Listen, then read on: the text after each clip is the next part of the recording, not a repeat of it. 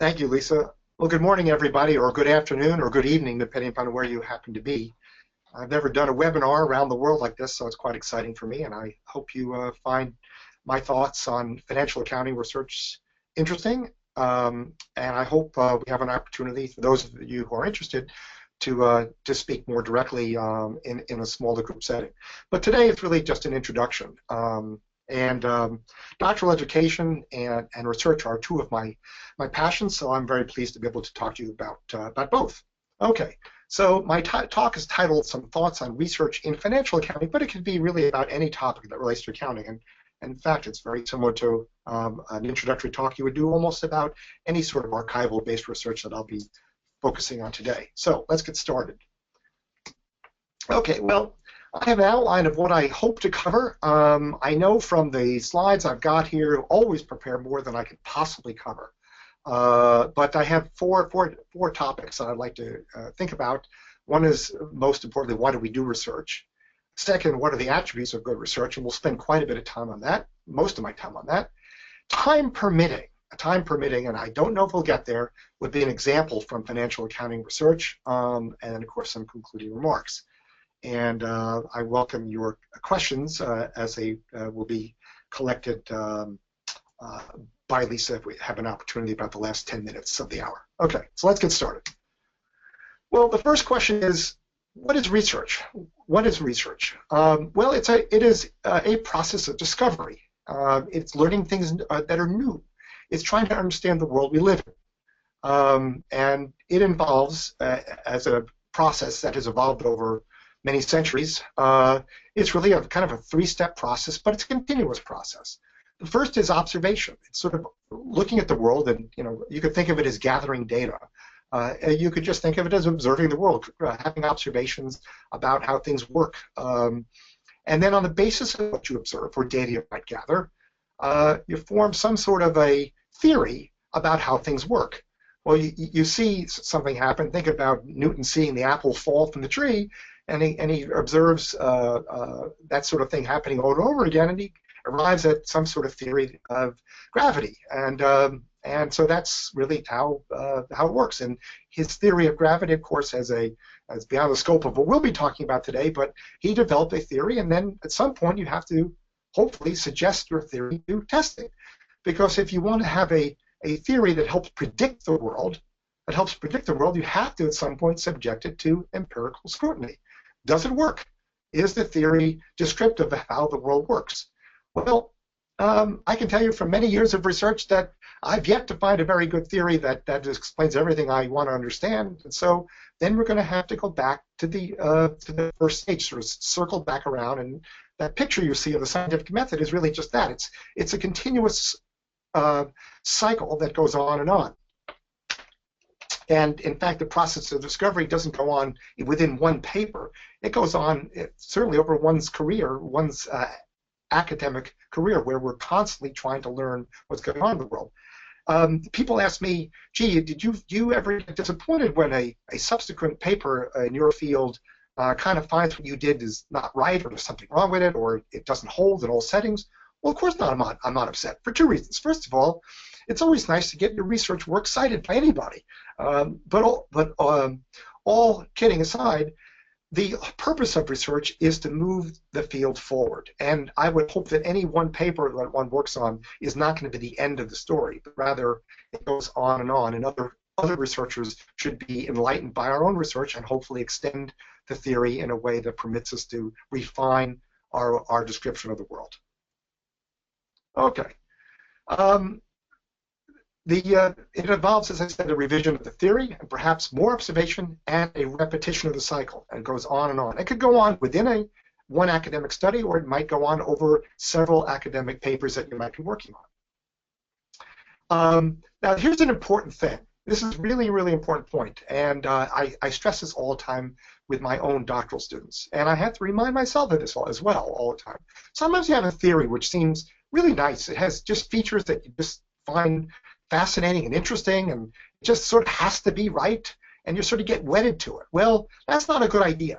When we do research, it's a good idea to have theory, and I'll talk more about that in a second, but we should not try to do research with the goal of trying to prove a theory. Remember, we should be dispassionate and unattached to the theory. The theory should be helpful. It should be parsimonious in describing how the world works, but we should not be wedded to it. If it's wrong, it's wrong. That's fine. We should improve the theory after we subject it to empirical testing. Now, what about priors? So we think we know how the world works, and that's fine. But we can accommodate that in our test as we develop our tests. We can be subject to Bayesian revision when additional evidence is gathered. We can either go in and gather data with sort of a sense of trying to develop a theory, or if we have a theory in mind that gives us a Bayesian understanding of the world, we can then gather data and see whether or not we should revise our priors. Okay, so very, very important. You don't try to prove a particular theory. We subject the theory to empirical scrutiny. Now, there's the age-old debate that goes on in economics, in particular, the sort of normative positive economists that seem to argue with each other all the time. The normative ones are the people have theory, and they have prescriptions about how the world should work based on the theory. And then there are positive economists that say, well, let's just see how the world works and then help that refine our theory. Well, to my mind, those economists that seem to argue with each other about whether to adopt a normative view or a positive view are really having a vacuous debate, because the world can accommodate both. That is to say, normative prescriptive theory is helpful. It helps us set up our ideas and helps us figure out how we should conduct our tests. Positive theorists are really people who come from a more descriptive side of things, kind of earlier in the cycle would say, let's look how the world works and help that as a means to develop our theory. So again, there's room for both of these. They're just part of the whole scientific method. Okay, now let's get to accounting. What does this all have to do with accounting? Well, there's lots of things in accounting that are particularly important to many of our participants in accounting. Accounting research happens to be very, very interesting because we get to study an institution. We get to study how individual players in the capital markets, in the standard setting process, in accounting firms, how they all interact with one another. And ultimately, we see how their interactions lead to allocations of capital and decisions that are made by various individuals. So we're very fortunate that we have a very rich set of institutions to study in accounting. So what kind of things do we do research in? And I'm going to give you a short list, not meant to be exhaustive. The list includes some research that I've done and some that I haven't done a whole lot of. But this is, again, not to be exhaustive, but just give you a sort of a taste of the kind of things that we talk about. Well, the first is, I have my list, we can examine the role of accounting information in affecting managerial decisions. And the focus can be on contracting theory or tests of implications of contracting theory. So kind of things here was, how will a certain kind of information that would be prescribed by, let's say, the owners of a firm, how will that affect the decisions that managers will make? Alternatively, how will certain kinds of information that might be prescribed by regulatory authorities affect the decisions that managers will make? And we have contracting theory that helps us formulate the kind of things that we think might pop out of that. That is to say, what kind of decisions that managers that are acting in their self-interest or have conflicting interests with others within the firm, what will that do? What will be the kind of information that they will produce, and how will they respond to the incentives that they face, and how will information affect those decisions, taking into account the incentives of the managers? Second, examine the role of accounting information in affecting decisions of capital suppliers. This is something I've worked on a lot throughout my career. That is to say, how will accounting information affect the decisions of investors, creditors, or for that matter, informational intermediaries, including analysts? Here, the kind of questions would be things like, if the FASB or the ISB decides to mandate a certain kind of information to be disclosed, whether it be related to stock options or related to leases, what will that do to the kind of decisions that investors might make? Would informational intermediaries such as regulators of information, what kind of information would affect their decisions? So this is something that's a mainstream, a large number of body of research is done here, and I wish I had a lot of time to discuss it, but we'll have to go on to other topics. But again, this is a very, very large body of research in accounting. Another area of research that I find quite fascinating is research that helps to inform standard setters and regulators. Standard setters and regulators, these would be the FASB and the ISB, and the regulators would be, for example, the US SEC, Securities and Exchange Commission. They have to make decisions about the kind of information that they want preparers and corporate preparers to provide. And think about the kind of regulations that a firm has to supply, let's say, an initial public offering. In the United States recently, last few years, the U.S. Congress changed laws mandating reduced requirements for disclosure for firms that have IPOs. Is that a good thing or a bad thing? Well, the only way to address that is to do research. And if we want to inform the regulators, such as the SEC, whether this was a good thing or a bad thing, we would have to do research on, gee, what happens to the decisions that are made by investors and other users of the information? Did it change for example, the riskiness of the firms because perhaps they might have reduced disclosure, which could affect their cost of capital, which reflects the decisions that are being made by investors? That is informative to regulators. If we, as researchers, stand silent and don't do research that helps to inform regulators or the standard setters, the only information that they get is from people that have vested interest in the outcomes. That is to say, the preparers or perhaps the users of the information. We, as researchers, don't have any stake in the game per se. All we care about is getting the right answer, which is what happens. What happens? We don't care how the people use the information per se. We're not decision makers in that regard, but we're interested in what are the implications of changes in accounting rules and what will that do to the decisions that are being made by participants in the economy. Okay, another one is whether accounting amounts reflect, as reflected in security prices, have the desired attributes. So, for example, if the FASB or the ISB says we have to account for employee stock option expenses accordingly, does the stock market treat these amounts that the FASB and ISB say should be accounted for as expenses? Do they look like they're expenses? Do they have the properties, the desired properties? And again, that's informative to the standard setters, feedback to them as they decide going forward whether to modify their existing standards or whether to change their approach to other standards that relate to the ones that the research relates to. Another field that I've done a little bit of research in, not a lot throughout my career, but I find it quite interesting. We can examine how auditors, who are the ones who give seals of approval to the financial statements that are prepared by registrants at the SEC, for example, how are their judgments based on accounting information?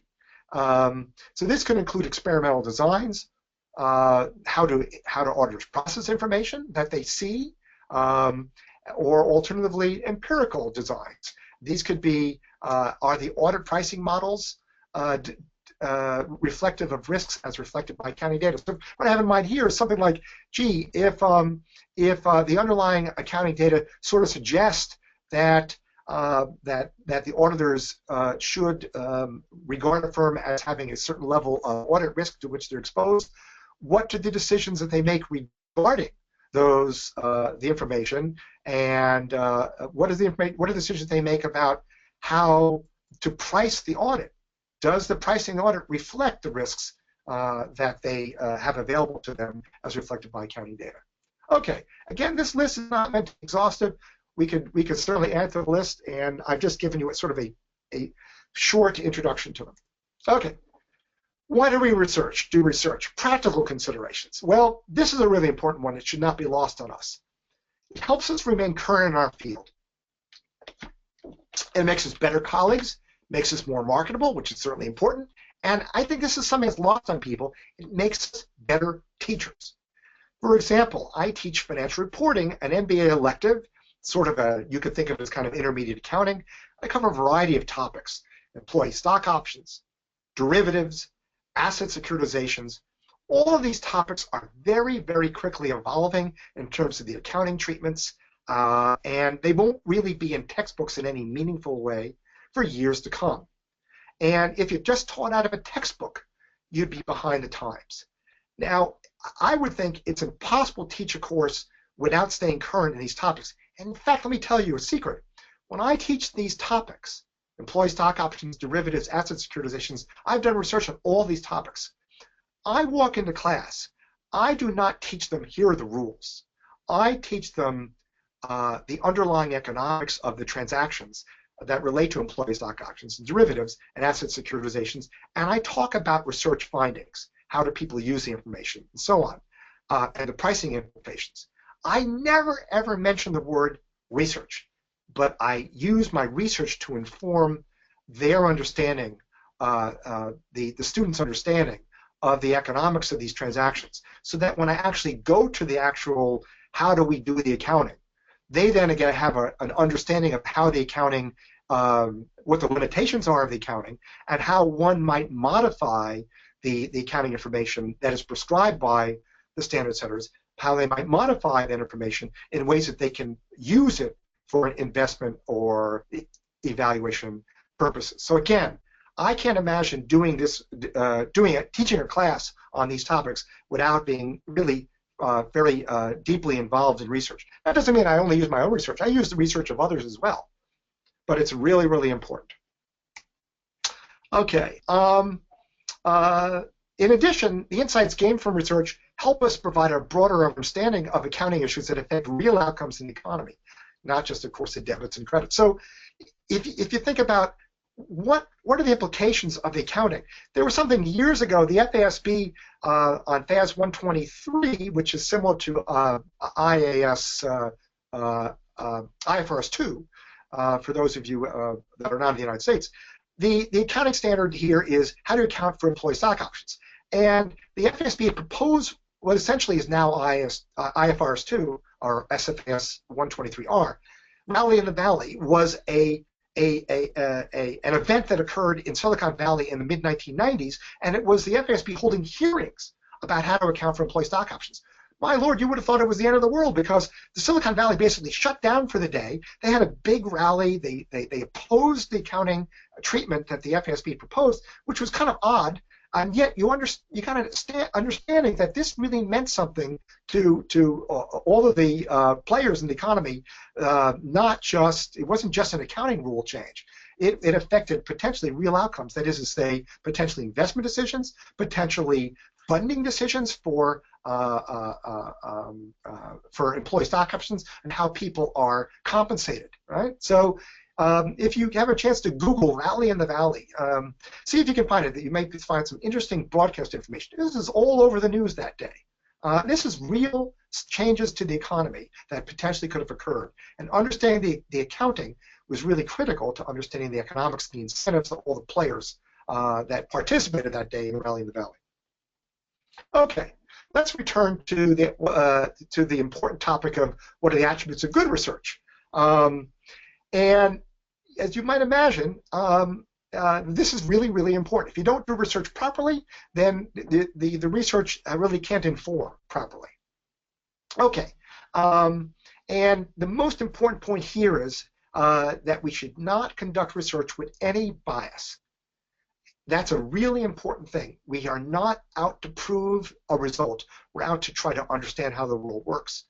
And we also have to approach the research with a knowledge of the empirical properties of the data we gather to test the theory. And that's very important in accounting in particular, because often the underlying constructs are economic and the data we use are accounting. And knowing how the underlying accounting data relate to the underlying constructs is important. Let me see if I can give you some more detail on that. Okay, most, but not all, financial accounting studies use archival data. and I'm going to be focusing on financial accounting. Now, what are the benefits of archival data? Well, data are often in computer-readable form. That's great. We have access to the data. There's often a large time series and cross-sectional samples usually available, increases the power of our test. We have a lot of data. That's good, other things equal. And then a third point here is others can replicate our studies. Why is that important? Replicability is a desirable attribute because it means others can subject your analysis to additional scrutiny. Maybe the way you did your analysis isn't quite right, and they have ideas about how to improve your analysis. And unless the data are publicly available and others can replicate it, that won't be able to be done. What are the costs? Well, the costs are many. First, representative sampling may be compromised, that you only have the data you have, right? And it doesn't mean you have necessarily a representative sample for the full population. Again, you only have the data you have. Second, other things may not be held constant. That is to say, only I'll call it the variance-covariance matrix of archive data are observable. You don't get to see the data that you don't get to see.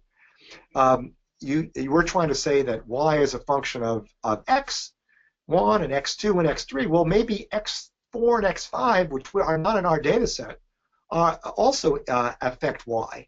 And the problem is that to the extent that x4 and x5 are correlated with x1 and x2 and x3, which are part of our research design, we're making inferences about the influence of x1, x2, and x3 on y, and our inferences could be wrong because we have a correlated omitted variable problem.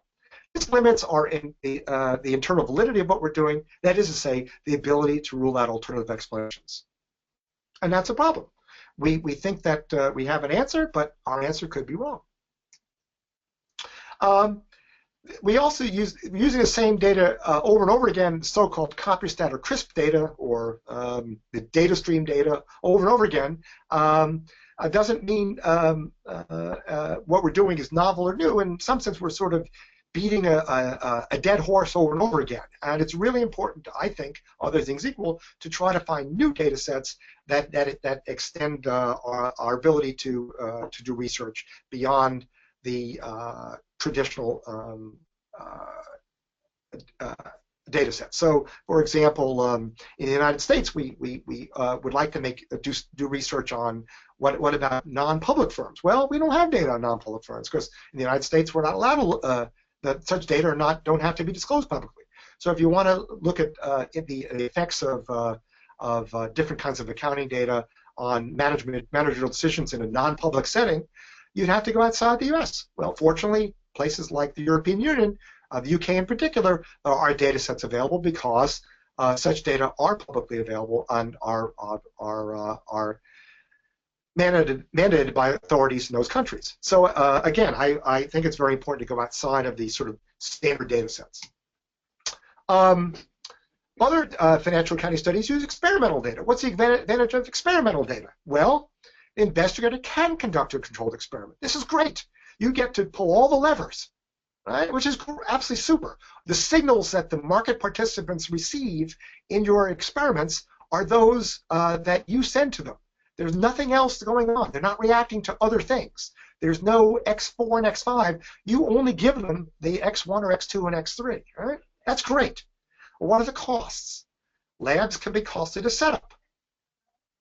The sample sizes are almost for sure going to be small because they're expensive, and others cannot easily replicate prior studies unless they set up your lab. And here's the obvious problem we see all over again.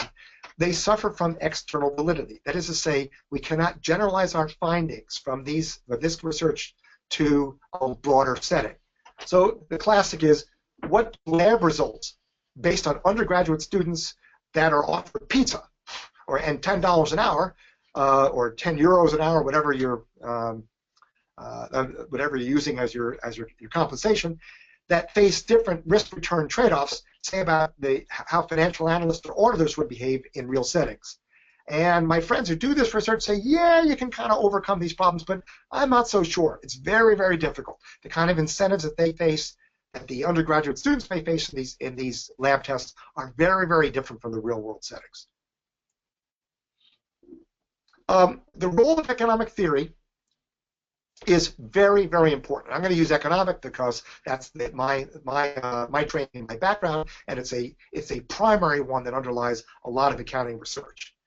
But there are others. It could be sociology or psychology, but I'm going to focus on economic. Now, here's the important point. Absent economic theory, developed either in the prior work or your current study, the empirical work can only be characterized as descriptive, and there's nothing wrong with that. That's sort of the data gathering stage. And again, there's nothing wrong with that, but you don't show anything. There's nothing to show. There's no test in some sense, right? And if you have theory, the theory has to make sense. It can't unravel, right? Now, a full general equilibrium argument is going to be almost impossible.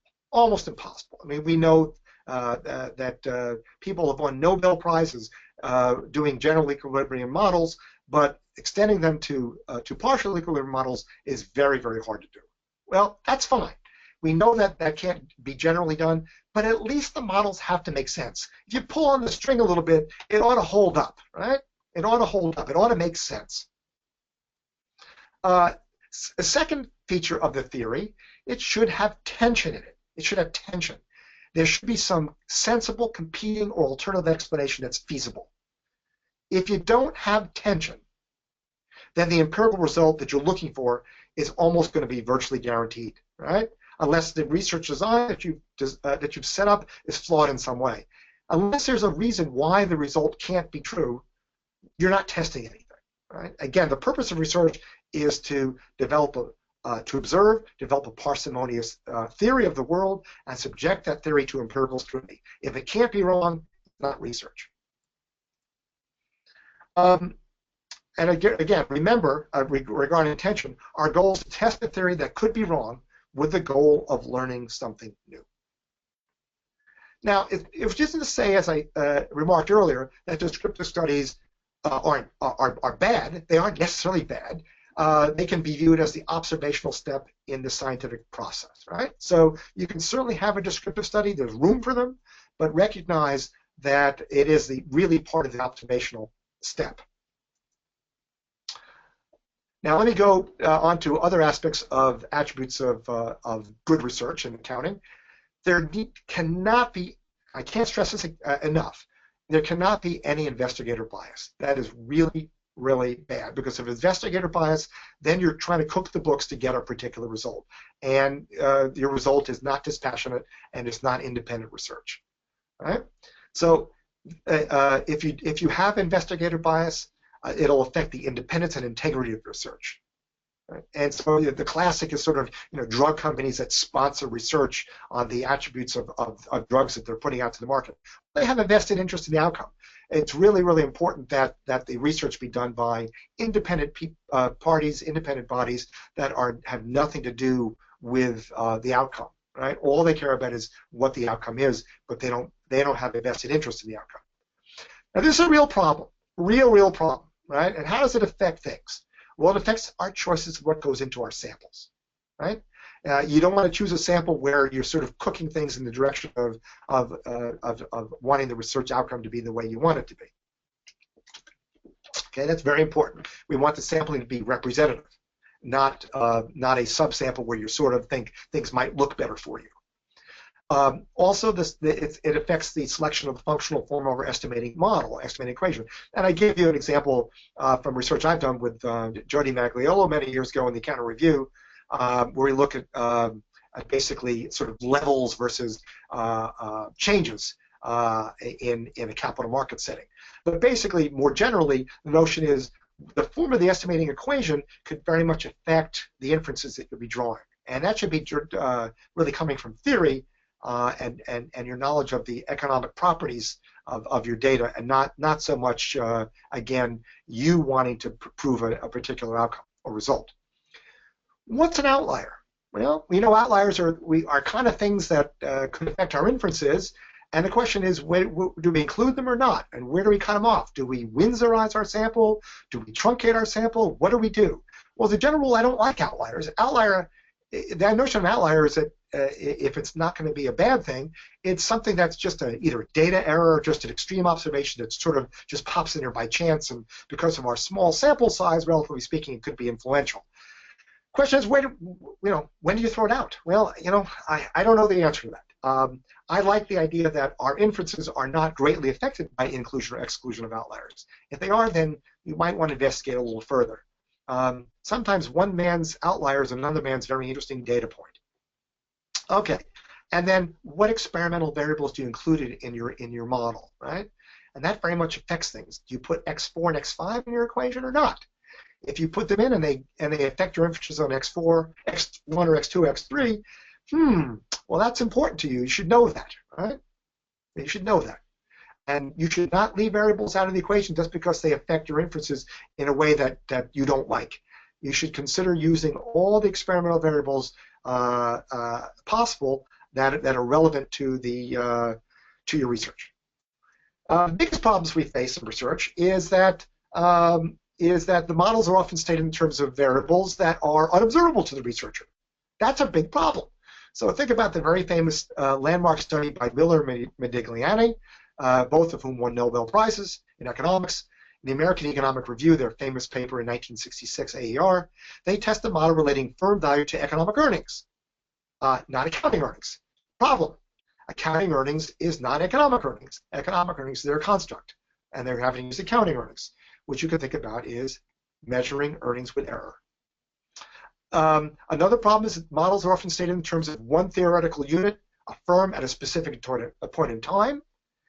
And the use of cross-sectional data requires either assuming that all firms in the cross-section are essentially the same in terms of the relevant variables included in the study, or making adjustments to the research design to accommodate the fact that there are cross-sectional differences in firms' measured attributes. So think about the famous Olson model.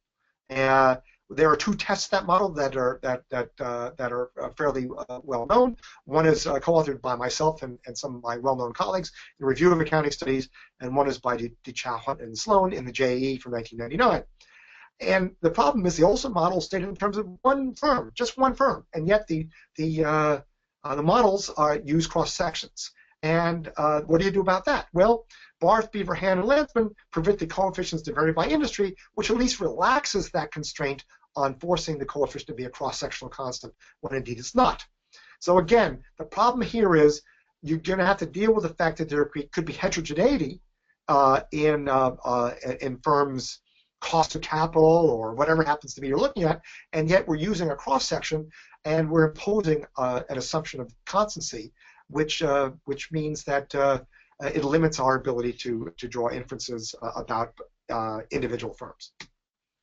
Same thing about time series. We may have time series data, and the fact of the matter is, let's say we're looking at cost of capital tests for a given firm. Well, the firm's cost of capital could be changing over time, and our data, our models typically assume stationarity, and say the underlying relation between X and Y are unchanged over the time period. Well, what do you do about that?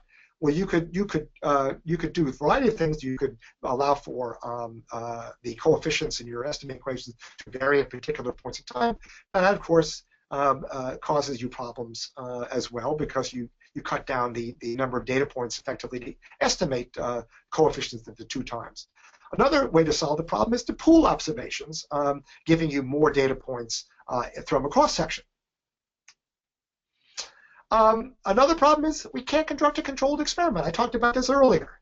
This is a big problem, and there's really no solution to this problem. There are various things we can do to address the problem and see if our inferences change as a result of addressing the problem. The problem is a correlated admitted variable bias, that is to say, internal validity. One solution: include proxies for variables, the other variables that could affect your inferences, the x4 and x5. Limit the sample observations for which the correlated emitter variable is likely not varying. That's another possibility. Let me give you an example. Earnings response coefficients. These are event studies that relate accounting earnings surprises to stock returns. They have a problem in that other information, for example, dividends, are released at the same time as earnings. So you're saying, gee, how much is the stock return attributable to the earnings surprise? Well, the problem is at the same time, dividends are announced or other things are announced. We don't know if the stock price reaction occurs because of unexpected dividend changes or whether it's actually the earnings news. How do you know it's not one or the other? Or other things that are released at the same time? Well, one solution is to include dividends in your estimating equation or change in dividends. That helps, right? So it's an additional explanatory variable. Or alternatively, to study firms for which dividends are not concurrently announced. And that could be a solution. One problem with that solution is that such firms may not be sort of typical firms, and that an ability to generalize your findings beyond that set of firms could be limited. Institutional knowledge of accounting data is very, very important. It helps us frame our research questions. It helps us develop the research design by understanding the economic forces that affect our model predictions, right? Very, very important. And the properties of accounting data are also important, right? So I'm going to give you an excellent example.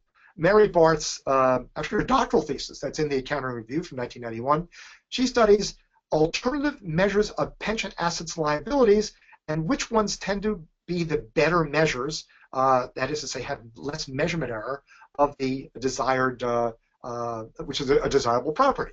And she uses a stock price-based approach to do this, capital markets approach to do this.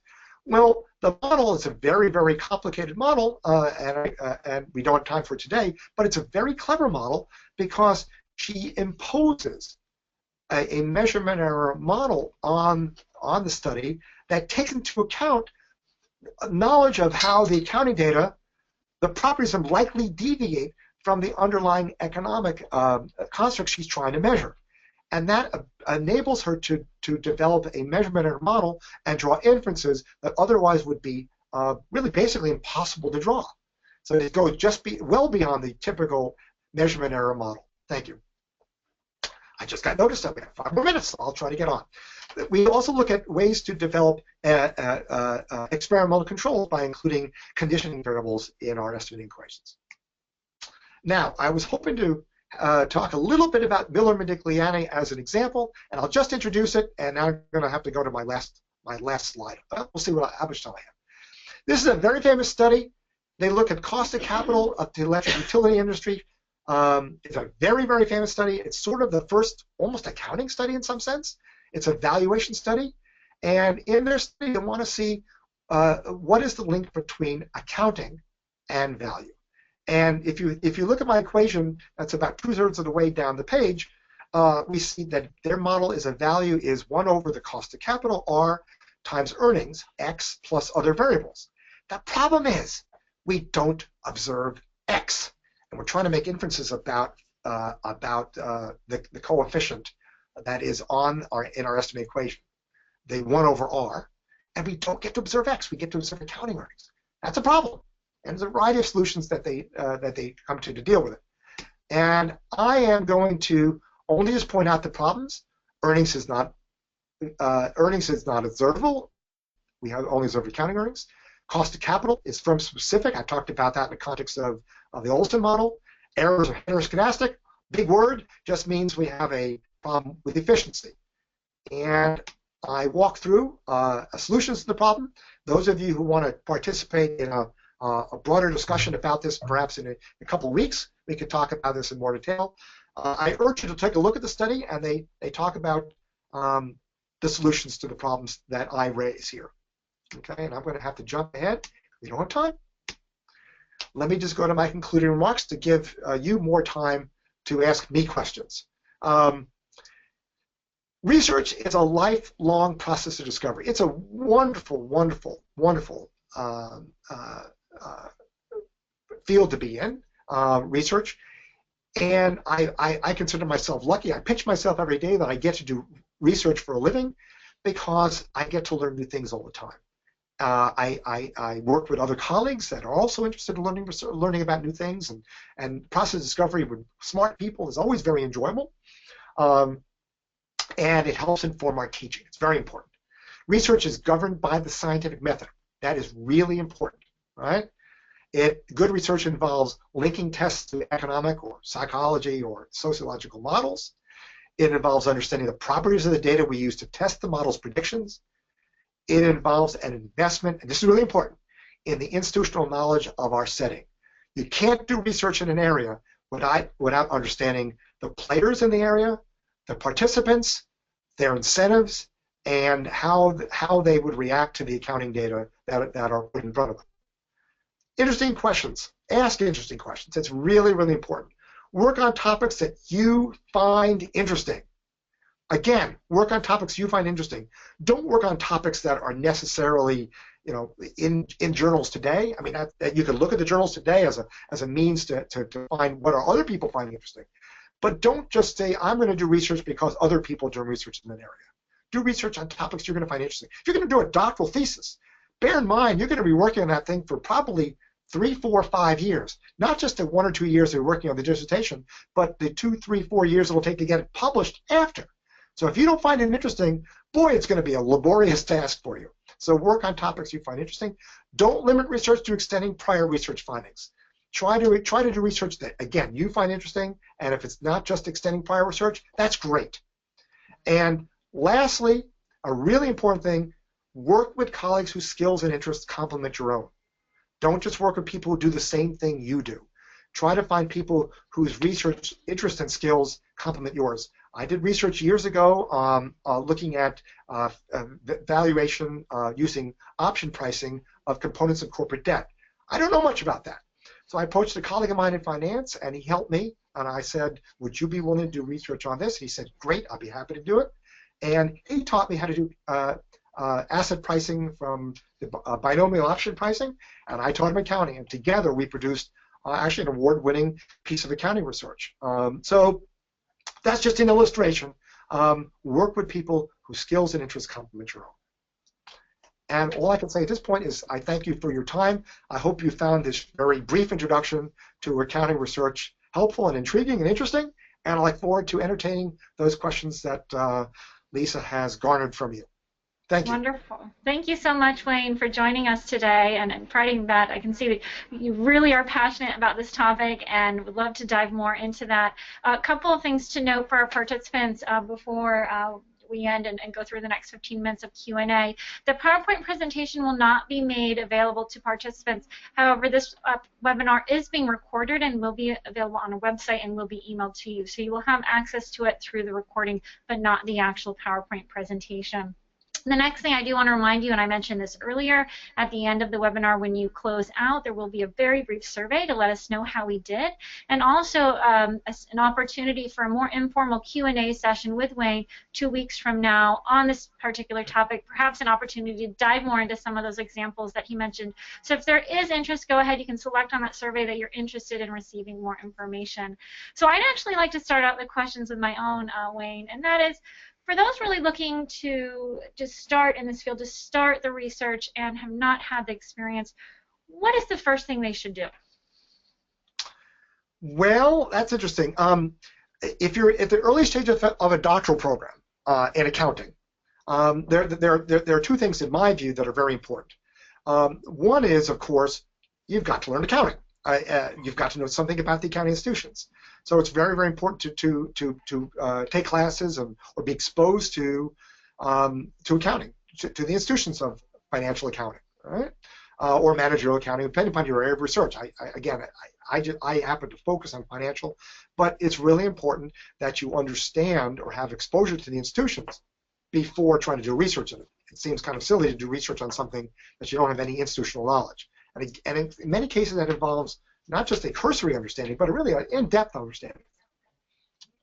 The second thing is, and again, this is my background and my bias, but if you're going to do research in accounting, especially the capital market side, really investing in learning economics is critical. I just can't imagine doing research in accounting of the capital market side without a full, really, background in economics, and that's going to involve taking courses in microeconomics, perhaps information economics, and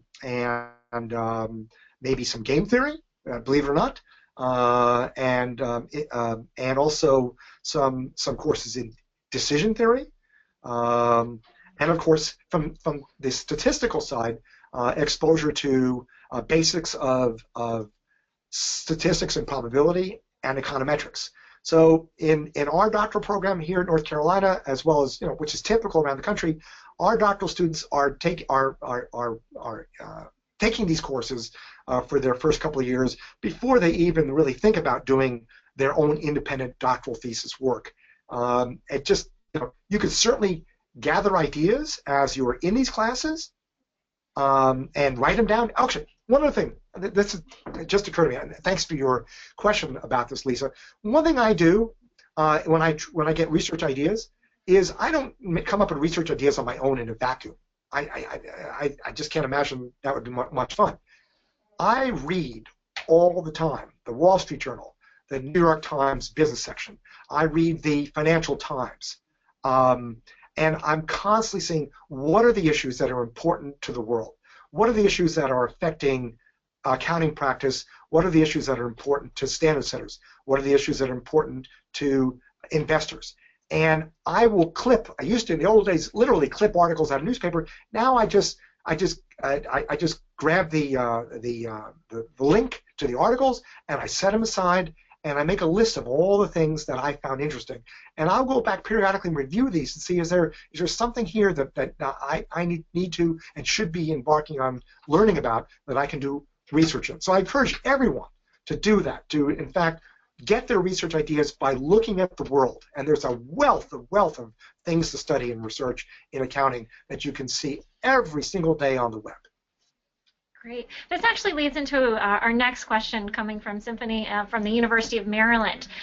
Sort of, based upon that, what do you think is next in the world of accounting? What do you see is really emerging that you're excited about to see more research in? And alternatively, what do you think is losing relevancy? Gee, it's interesting. The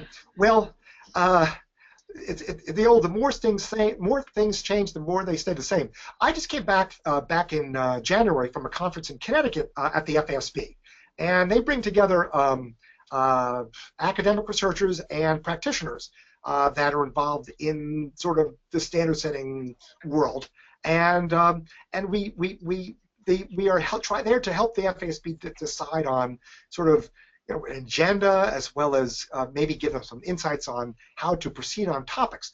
Well, one of the thing that we spent pretty much our entire time on this time is how to help the FASB figure out how to account for a liability. Not only how to account for it, what is a liability?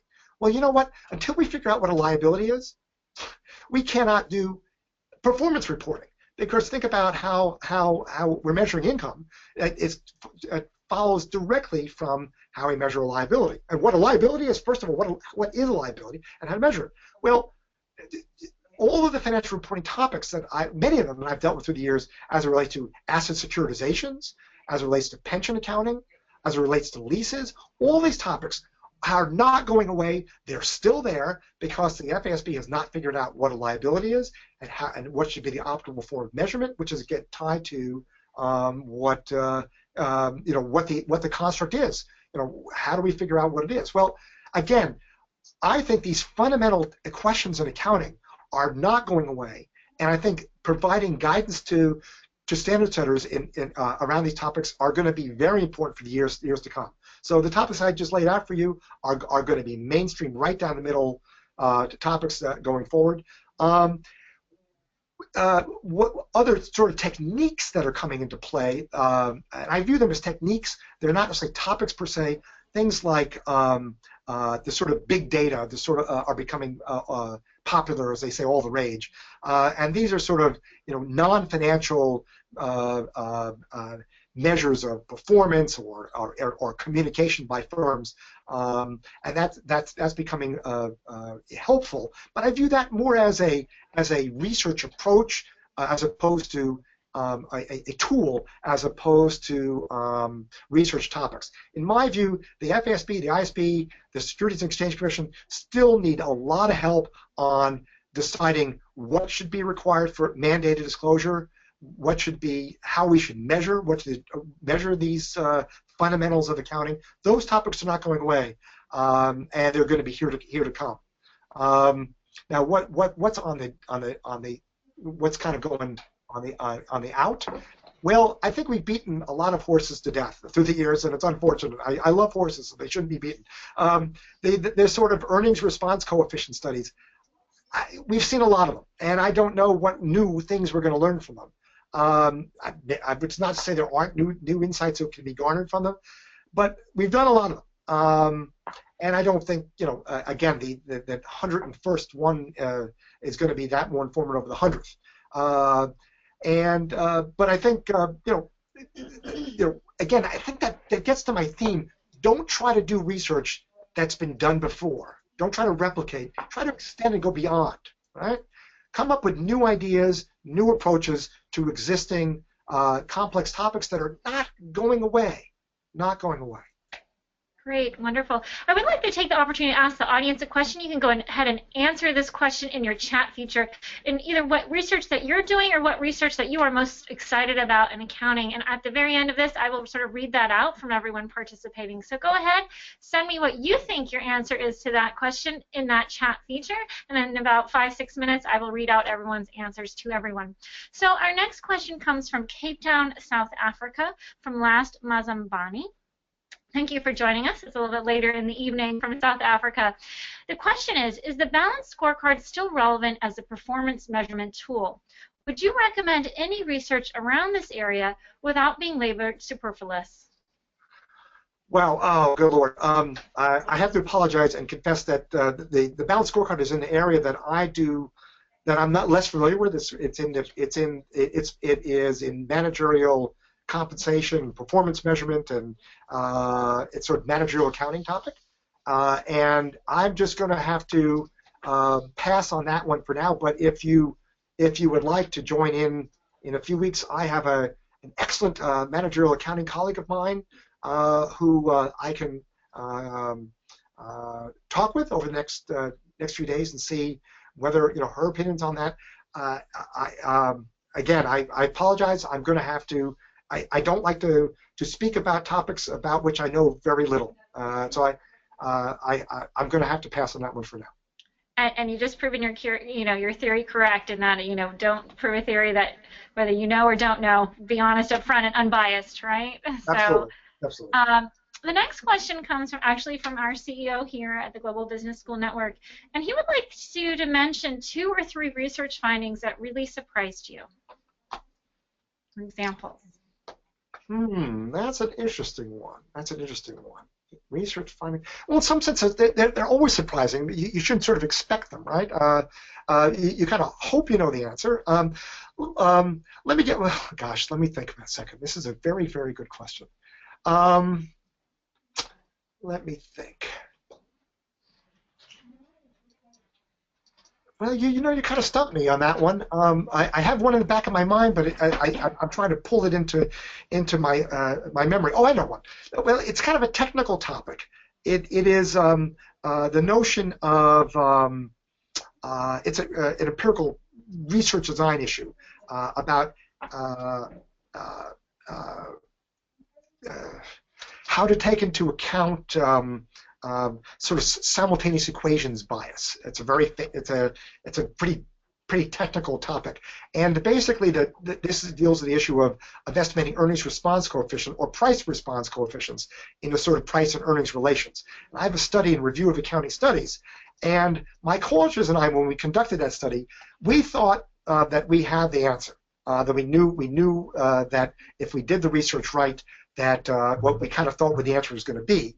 And it turns out that actually in the course of the review process, we learned from the reviewer that we actually were doing our research wrong, that we hadn't taken into account a particular sort of trap that we were falling into that was unfamiliar to all of us.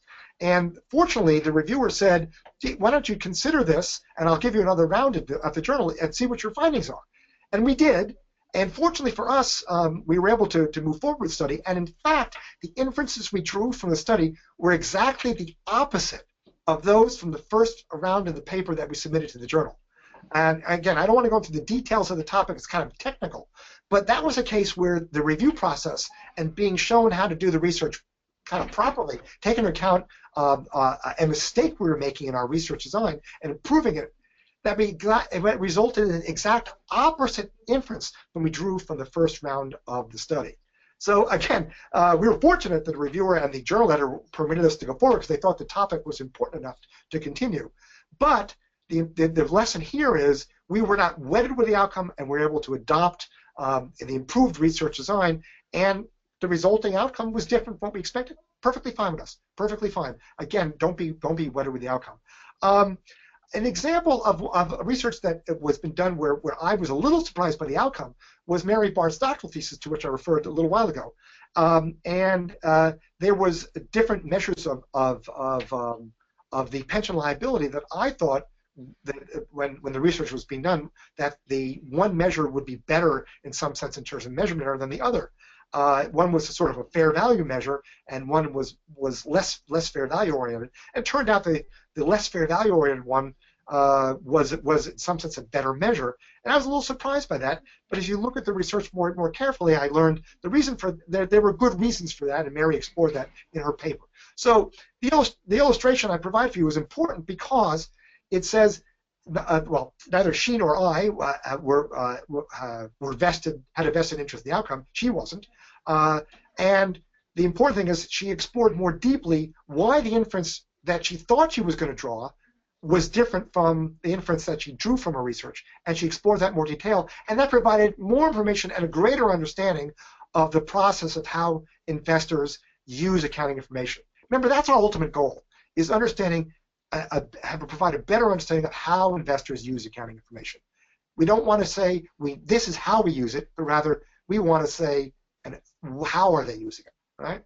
So again, if you have an unexpected outcome, that's okay. We can certainly accommodate it. Okay. And you know what? We are now, right at 11 o'clock, so I am going to go ahead and put a close on to questions. I think this is a very unique topic. I think so many of us think of accounting as such a practical application type of course to go into. I think it's very enlightening to know accounting research is being done, how important it is to being done, and maybe how relevant it is to such sort of up-and-coming topics such as gamification or big data as well. So I'm glad, again, we only have an hour, so we really sort of touched on an overview on this topic. We are looking to, in the future, to really dive a little bit deeper into this topic, as well as supporting additional institutions looking to do research. So again, let us know if you'd like to explore this topic with us more. Next month we will have a regular webinar series on working in student teams and the tips and tricks of working with those, so look forward to that. In regard to the question that I threw out, we have someone interested in sustainability reporting, which I think is a very interesting topic. We have another individual interested in remodeling the customer perspective section of the balanced scorecard to successfully serve low-income markets. So not too many other, very quiet attendees on this webinar today, but thank you so much, everyone. Look forward to hopefully seeing you at future events. And again, thank you, Wayne, so much for sharing your time and expertise with us. It's been my pleasure. I hope everybody enjoyed our time together. I certainly did. Wonderful. Thanks so much. And the webinar has now been completed.